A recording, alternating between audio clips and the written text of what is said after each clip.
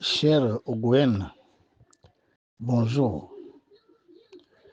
Nous sommes aujourd'hui mardi, le 1er juillet 2025, et tu poses là un problème certainement dont la réponse pourrait intéresser un grand nombre. Après mes différentes sorties sur ce qui se passe quand une âme quitte son corps physique, la question que tu me poses, c'est qu'est-ce qu'on peut faire pour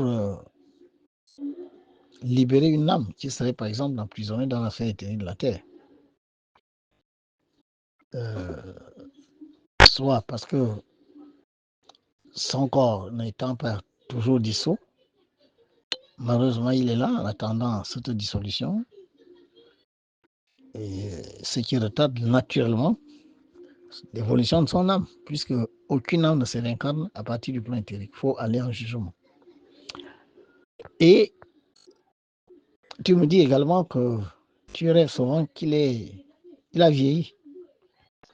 Il a maintenant une barbe ici et il est toujours mal habillé. Et quand tu lui poses la question, qu'est-ce que tu fais là? Il soupire, il dit il est fatigué. Ah ben voilà. Vous savez, parler de mysticisme sans des expériences, c'est comme tenter de devenir médecin parce qu'on a lu un livre de médecine.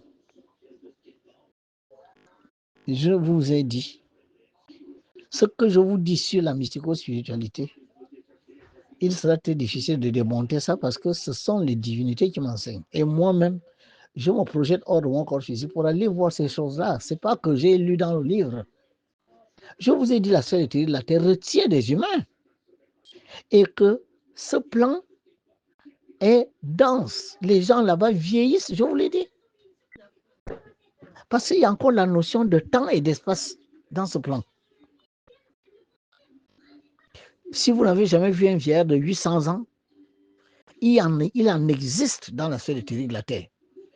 Essayez d'imaginer un vieillard de 800 ans, c'est-à-dire une âme qui a vieilli là, parce qu'elle change chaque fois de coque.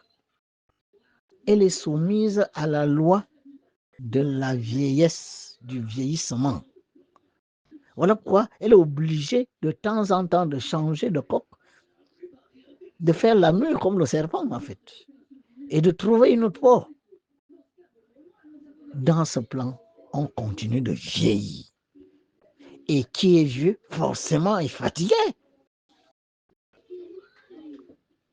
Si vous rêvez souvent d'un parent, toujours en ayant, toujours dans des conditions de vie difficiles, en train de se plaindre, ou alors vraiment exerçant des boulots minables, vous avez affaire à quelqu'un qui est retenu dans la sphère éthérique de la Terre. Il n'y a rien à dire. Voilà le signe.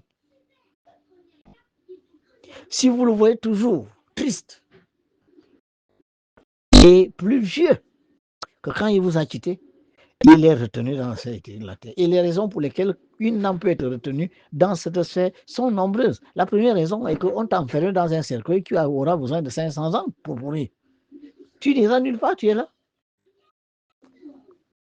Et tu seras obligé de changer de coque parce que la coque abandonnée, la tienne d'abord, elle va vieillir. Naturellement, il faut sortir de là. Trouver une autre coque. Voler les coques à gauche, à droite. Voilà. La première raison, c'est là. L'autre raison est qu'il y a des gens qui signent des pactes avec des démons, qui ont traité avec les démons, n'est-ce pas? Et les démons leur promettent une vie de félicité dans leur empire. Et les démons leur mentent. Parce qu'une âme humaine ne peut pas être collaborateur dans un empire démoniaque. Ce n'est pas possible. Parce que c'est justement contre l'évolution de l'âme humaine que Satan est là. Il te ment. Il dit, comme tu es roi ici, tu es chef ici, chez moi, tu seras chef. Donc, maltraite les gens, fais ça, fais ça. En tout cas, chez moi, moi, je suis empereur. Il va te montrer son empire dans un rituel d'évocation démoniaque, devant un hôtel satanique. Tu te montres tout ça. Mais c'est du bluff. Parce que le jour où tu quittes réellement ton corps physique, il prend ton âme. Tu deviens esprit servant. Ça veut dire que tu vas être un esprit qui vole les coques pour pouvoir se maintenir dans ce plan. Satan ne fabrique pas les coques. Et au fur et à mesure que tu voles ce coq, c'est pour être à son service. Tu travailles pour lui, tu es un esclave. Ce qui est en haut est comme ce qui est en bas. Et fatigué, tu le deviens tôt ou tard. Moi, j'ai vu quelqu'un, une autre personnalité de notre pays-là, qui est aujourd'hui un esclave chez un empereur démoniaque. Mais il est fatigué. Il est fatigué de travailler. Et il a vieilli. L'autre raison qui peut vous maintenir là, c'est quand à un moment donné, vous êtes resté trop attaché à vos possessions matérielles. C'est-à-dire les choses que vous avez faites sur cette terre, vous n'avez pas envie de les quitter parce que c'est là que vous vous sentez. Quelqu'un, vous vous êtes projeté dans les territoires terrestres, là-bas, donc vous semblez être insignifiant, personne ne vous connaît. À la limite, les quelques parents viennent là, vous rappelez que vous êtes mort et ils retournent. Ils ne sont pas là à vivre avec vous là. Mais vous, vous êtes attaché, vous êtes lourd, les corps sont lourds, vos corps subtils sont lourds. Vous voulez encore venir gérer votre argent, venir coucher la femme, venir coucher l'homme. Vous voulez venir contrôler votre véhicule et tout ça. Mais tout ce qui touche ces choses, vous entrez dans une colère qui finit par densifier vos énergies et vous restez là, vous êtes attaché là, vous êtes lourd. Et ça peut durer 200, 300 ans, et aussi longtemps que vous serez là, à vouloir gérer ce que vous avez laissé sur terre, vous ne partirez pas. La lumière universelle qui arrive après le portail, n'est-ce pas, de la terre sur laquelle tu t'es incarné, le portail de Maman Eo là, pour nous qui sommes dans le Goué, la lumière qui vient de l'autre côté de ce portail-là ne peut pas vous prendre parce que vous êtes rattaché par la matière. Voilà. Et si des parents à vous rêvent de vous, ils vont vous voir fatigué, ils vont vous voir en ayant parce que vous êtes une âme en évolution. Maintenant, si vous avez un parent et que vous rêvez souvent de ce parent qui est décédé, vous le voyez toujours en ayant, vous le voyez toujours malheureux, vous le voyez toujours triste, ou bien il vient toujours vous rappeler qu'il a faim, ou bien qu'il souffre, ou bien qu'il est malade, n'hésitez pas à venir voir le maître Basile Ndeko. Il y a un rituel qu'on fait ça. Nous appelons ça un rituel nécromancien, c'est-à-dire que nous allons nous adresser à cette âme-là. On va établir une connexion avec cette âme pour lui projeter des ondes de lumière. L'énergie se transmet à partir des rituels bien menés. Un maître spirituel de haut niveau est capable de projeter sa lumière sur l'âme qui est retenue pour dissoudre les liens qui le retiennent à la matière. Ou alors essayer de dissoudre l'emprisonnement démoniaque.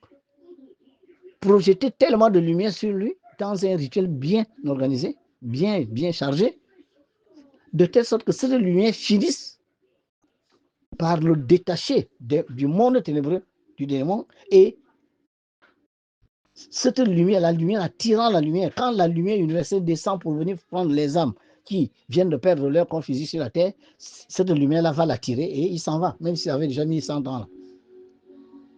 Des rituels existent.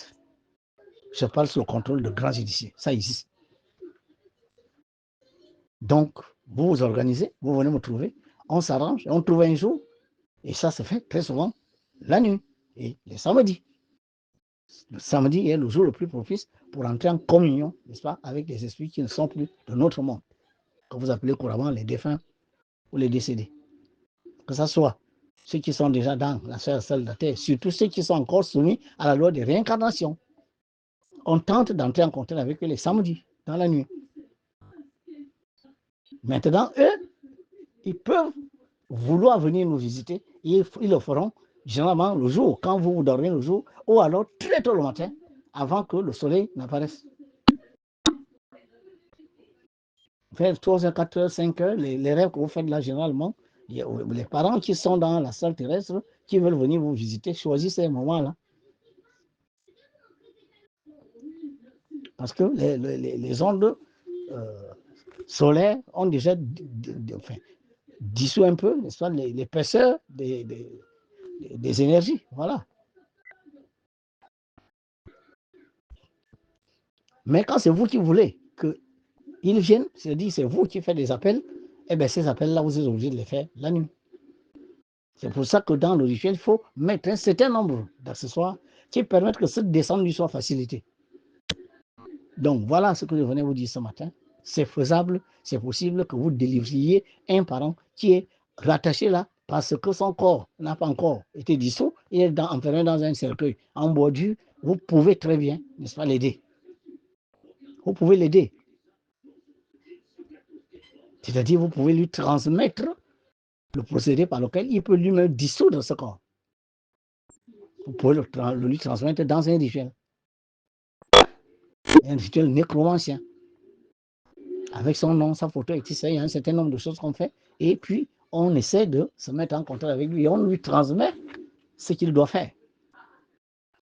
Une idée se transmet, si ça se fait sur Terre. Si je vous dis, écoutez, prends ça, fais ça, et tu obtiendras des résultats, je peux te le dire sur Terre. Mais je peux aussi te le dire alors que tu n'es plus dans un corps physique, mais je le fais maintenant avec mon corps mental. Voilà. Maintenant, s'il est retenu par les démons, il faut projeter sur lui la lumière, et sur lui, et autour de lui, pour que cette lumière finisse par éloigner, n'est-ce pas, les ténèbres. Parce que ce sont ces ténèbres-là qui nourrissent justement les démons. Et de telle sorte que quand l'âme universelle revient, c'est la lumière qui vient souvent nous chercher, quand elle revient pour chercher ceux qui viennent s'incarner dans sa zone, ben, il est happé par cette lumière parce que la lumière attire la lumière et il va en jugement. Maintenant, s'il est trop rattaché aux choses matérielles, la lumière que vous lui projetez peut faire qu'il commence à comprendre que la vie qu'il a menée sur Terre est terminée et qu'il doit maintenant envisager une autre vie qui se déroule dans d'autres plans. La lumière que vous lui projetez depuis la Terre, avec des ingrédients bien choisis, bien chargés, peut permettre à cette âme de se libérer. Je vous dis que nous sommes capables de le faire. Si eux, ils sont capables de venir nous aider, nous aussi, nous sommes capables de les aider, surtout celles qui sont en bas, c'est-à-dire sont retenues dans les plans denses. Voilà la réponse à l'Ogoyen. Je suppose que cette réponse pourrait interpeller plus d'un, puisque beaucoup de nos parents sont retenus là.